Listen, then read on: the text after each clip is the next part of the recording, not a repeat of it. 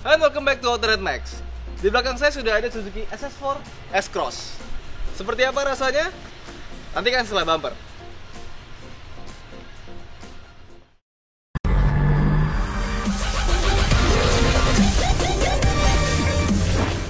Dipersembahkan oleh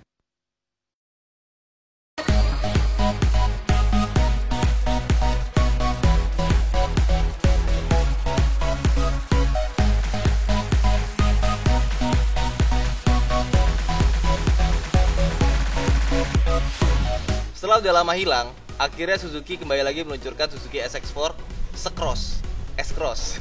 Kalau dulu kan namanya X-Over sama X-Road ya. Yang X-Roadnya nggak laku, X-Overnya malah laku. Nah, di model baru ini kita bisa lihat desainnya mungkin memang bukan selera semua orang, termasuk bukan selera gua.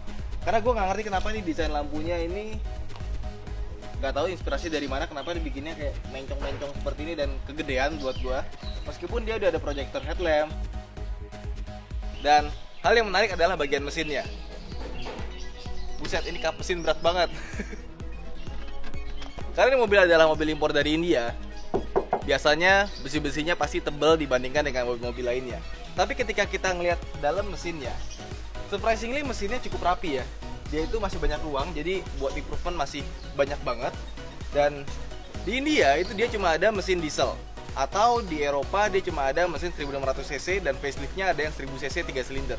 Tapi khusus untuk pasar Indonesia, Suzuki India itu masukin mesin 1500cc yang pernah ada beberapa tahun silam. Ya, Suzuki Aerio, Suzuki Neo Baleno atau Baleno apa itu. Ya, ini dia mesin 1500cc TVT yang legendaris. Soal ketahanannya mungkin terjamin ya. Cuma tenaganya dia cuma 109 horsepower dan juga torsinya cuma 138 Nm, di mana didapetin di 4400 rpm dan tenaganya di 6000 rpm, jadi sangat tinggi sekali. Ya, kita nggak usah ngomong banyak soal eksteriornya ya, langsung ke belakang. Sampingnya dia punya ban 16 inci dan ini bannya JK Tires, cuma ada di India, di Indonesia nggak ada. Tapi JK Tires itu dari India ya, bukan dari Makassar. Dan di sini ada chrome. Terus dia udah double disc brake, jadi depan belakang udah ada disc brake-nya. Di belakang, ini kalau misalnya kita ganti logo Mitsubishi, orang pasti ngiranya ini Outlander Sport, padahal bukan. Nah, hal yang gue suka dari mobil ini adalah bagasinya, karena bagasinya dia lega sekali, 440 liter, dan dia bisa dilipat secara rata lantai seperti ini. Boom, gede banget. Terus kalau misalnya kita mau buka spare tire juga sangat gampang. Kita tinggal angkat dan dia punya stopper, jadi nggak akan turun. Meskipun spare tire dia masih pelek kaleng, cuma kalau misalnya mobil ini dikasih ban spare tire yang space saver, ini mungkin bisa lebih gede lagi bagasinya. Terus kita juga dikasih ini separasi, tapi sayangnya nggak dibawa. Dan di belakangnya dia juga ada guard dari plastik, jadi kalau misalnya kita bawa barang ini nggak usah takut kalau bodinya nanti jadi gores-gores. Oke, kita langsung masuk aja ke dalam yuk. Nah, bagian belakang mobil ini adalah salah satu yang gue suka. Kenapa? Karena meskipun dari luar kelihatan mobilnya kecil, ternyata dalamnya lega banget. Dia wheelbase-nya 2,6 meter dan lihat legroomnya, headroomnya juga masih ada. Dan dia masih bisa kita recline ke belakang, satu step. Jadi kalau misalnya pengen lebih rebah, bisa lebih rebah meskipun nggak rebah-rebah banget. Dan dia untuk di kelas ini gue cukup oke. Kenapa? Karena dia udah punya armrest. Meskipun armrestnya agak terlalu ke bawah, mungkin ini untuk orang-orang India yang tinggi kali ya. Tapi overall oke lah. Masuk ke dalam interior dari Suzuki S-Cross ini, yang gue rasakan adalah desain interiornya tuh biasa aja ya. Maksudnya nggak terlalu wow dan dibilang jelek pun juga enggak. Tapi dia udah ada kayak effort pengen kelihatan mewah gitu ya. Kayak misalnya ini udah pakai soft touch, di sini ada pakai soft touch. Meskipun build quality-nya jelas karena mobil India beberapa masih kayak matching-matchingnya ada yang kurang pas. Tapi materialnya segala macam sih cukup solid ya di beberapa bagian gitu ya. Dan karena ini adalah sebuah crossover di mana kita pasti akan ngomongin soal features, mobil ini cukup lumayan. Mari kita cek. Auto dimming mirror, yes. Head unit sudah touchscreen, Bluetooth, yes. AC digital dengan fitur auto, oke. Pedal shifter, oke. Cruise control juga oke. Terus juga ada auto light sensor, auto rain sensor, dan terakhir dia punya adjustable headlight, bisa naik turun depannya. Dan ada satu hal yang jarang kita temukan di mobil-mobil kelas ini, yaitu di bawahnya ini kita akan menemukan lampu kalau malam kita buka pintu, dia bawahnya nyala. Nice. Nah, sekarang kita langsung aja mengemudi menggunakan Suzuki S-Cross ini. Tapi sebelum jalan, kalau misalnya kalian adalah pertama kali lihat video Autored Bikes, jangan lupa untuk klik subscribe. Dan kalau misalnya sudah klik subscribe, jangan lupa untuk aktifkan lonceng di bawah ini.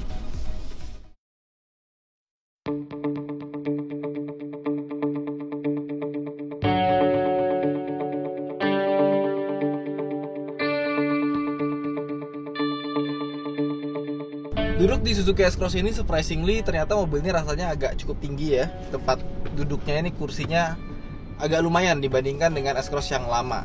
Dan gue suka kenapa? Karena dia punya banyak pengaturan, mulai dari head adjuster, tilt teleskopik, sampai sininya pun juga seat beltnya kita dapat adjuster. Cuman mobil itu kontur kursinya itu agak kurang ya, dalam artian mulai dari kontur fabriknya ini kurang begitu bagus, agak kasar, dan rasa duduknya ini kurang suportif gitu. Apa ya, kayak keras gitu loh, kayak nggak menyatu dengan kursinya gitu rasanya. Tapi overall itu bukan problem yang major lah. Kemudian kita ngomongin mesinnya, gue merasakan bahwa mesin mobil ini itu rasanya memang agak underpower, tapi nggak parah-parah banget. Dan kita beruntung kenapa? Karena kalau misalnya di luar negeri gitu ya, untuk mesin bensin 1600 cc nya dia disematkan transmisi CVT, sedangkan kita dapatnya 6-speed automatic transmission dan ada mode manual. Jadi ini dari N, D, ada M, manual. Manual kita bisa atur melalui pedal shifter ini. Cuma menurut gue pedal shifternya ini agak fail ya mode manualnya. Kenapa? Karena sebelum dia 6000 rpm dia suka ganti gigi duluan, padahal kita udah injeknya gaspol.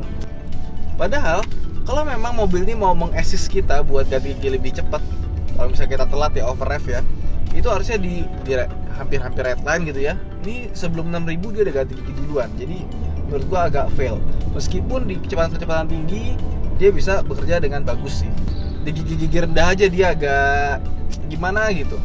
Terus kalau karakter mesinnya menurut gua dia punya tenaga itu di putaran-putaran atas, seperti halnya di spesifikasi bahwa dia punya torsi di 4400 rpm. Di atas 4000 rpm sampai 6000 itu tenaganya kerasa. Tapi di antara 2000 sampai 3000 itu kayaknya ngedet gitu ya. Untungnya transmisi 6 percepatannya ini cepet. Jadi kalau misalnya kita gas, gak harus nunggu lama-lama gitu buat shifting. Cuma ya itu, kalau belum 4000 rpm dia masih agak terasa underpower. Overall sih nggak masalah. Dan gue suka sama mobil ini peredaman kabinnya. Peredaman kabinnya dari luar cukup oke. Terus juga dipakai di tol di atas 100 km per jam juga nggak terasa bising. Mulai dari road noise-nya, wind noise, semuanya bisa bagus gitu. Tapi suara mesinnya, ini entah kenapa suara mesinnya masih agak kerasa ya. Kalau misalnya di atas 3000 rpm itu suaranya agak masuk. Tapi overall lumayan kalau kata gue. Tapi kalau kita ngomongin 0 ke 100, mobil ini bisa mencapai 0 ke 100 dalam 13,1 detik saja. Dan kalau untuk konsumsi bahan bakarnya dia juga gak begitu irit-irit banget untuk mobil sekarang ya, karena yang dia bukan CVT juga. Dia kalau dalam kota bisa dapat 110, dan kalau untuk luar kota bisa sampai 117. Terus kalau kita ngomongin soal kenyamanan suspensi gitu ya, surprisingly mobil ini adalah mobil Suzuki yang suspensinya paling keras yang pernah gue coba setelah Grand Vitara. Biasanya mobil Suzuki tuh empuk-empukan ya, R3, Swift, terus yang sitikar-sitikar lainnya juga biasanya empuk-empuk. Ini dia keras sendiri. Tapi sekeras-kerasnya mobil ini, kalau misalnya kita lihat crossover kayak HRV, Trax, atau yang lainnya itu biasanya kan pasti keras ya. EcoSport juga keras banget. Ini masih lebih empuk dibandingkan dengan rival-rivalnya. Jadi kalau misalnya kalian cari crossover yang agak empuk tapi masih keras, masih solid, firm suspensinya, ini adalah pilihannya. Oke, karena suspensinya keras, mobil ini juga punya handling yang oke. Body rollnya masih minim.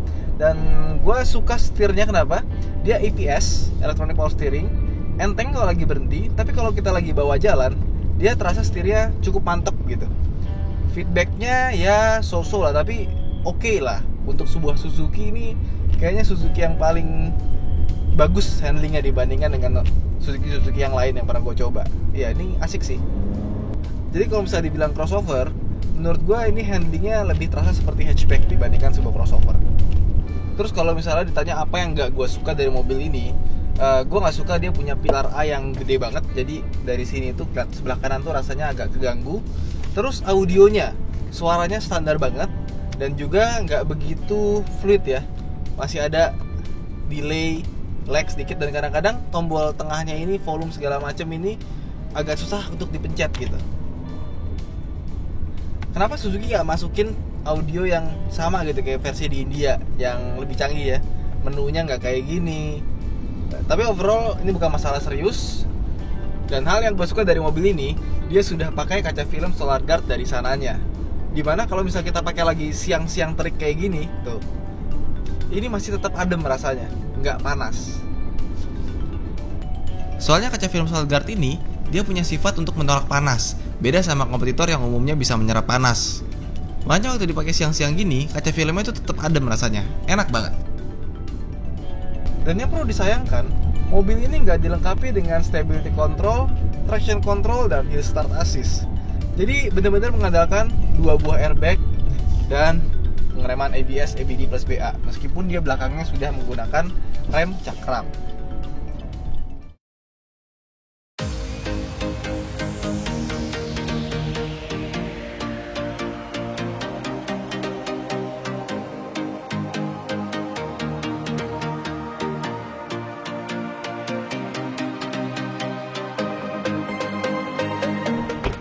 So, kesimpulannya setelah kita mencoba Suzuki SX4 S-Cross, kesimpulannya bisa gue bilang ini adalah mobil yang lumayan performanya, lumayan irit bensin, lumayan lega, fiturnya lumayan, dan yang paling penting adalah harganya lumayan terjangkau dibandingkan dengan kompetitornya. Dengan 268 juta rupiah kita bisa dapat crossover yang punya fitur lengkap meskipun gak ada stability control, start assist, dan kawan-kawannya.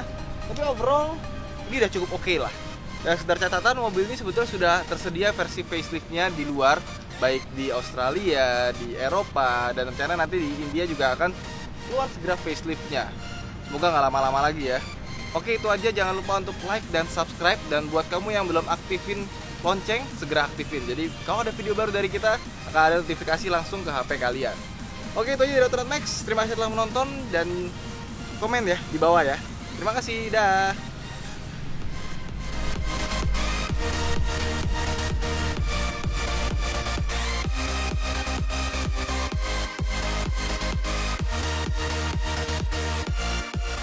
Dipersembahkan oleh